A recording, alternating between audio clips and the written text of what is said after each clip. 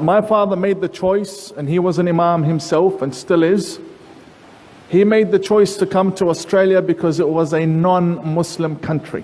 Now if we knew that after 30 years we're going to have burqas running around and mosques being erected in every corner and people proposing Sharia law against democracy in this country, we wouldn't have come. I believe that the entire religion needs a review. I believe that there are certain books that need to be banned from this country. There are books that are regarded the second book after the Quran. And all mainstream Muslims believe in this book. The Bukhari, a very famous book. It's present in at least the majority of Muslim homes, at least. It's everywhere. It's put on the shelf right beside the Quran. And every act of terrorism is taught from that book. And that book is widely available and sold and published in Australia. I don't understand how Muslims believe that, well, radical Muslims is the main issue here. How they believe that if you blow yourself up, you go have lunch with the Prophet Muhammad in heaven. I didn't know my Prophet was running a restaurant up there. I honestly never knew.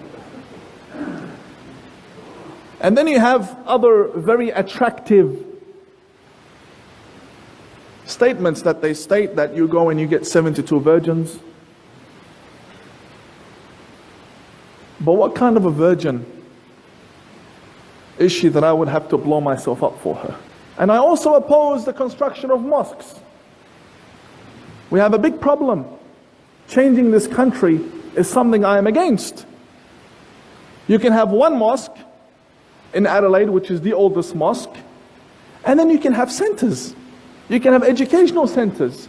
You can rent out university theaters, community centers.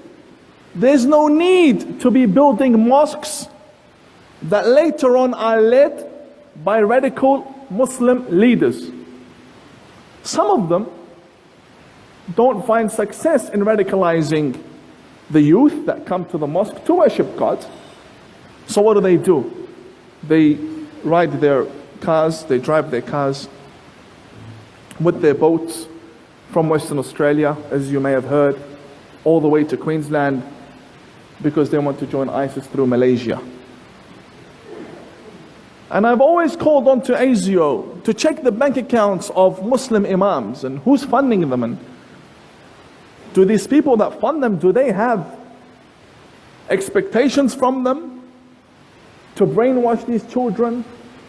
What's going on with genital mutilation and child brides, and what's happening in this country? Now I know there are some politicians in recent times that have stood up and they're very against Islam. And they want to tell people that Islam is a very dangerous religion. Why do they say that? Now, I don't oppose these politicians because I know exactly what filth is in my religion. I know exactly what's going on, which is why I don't speak out against them.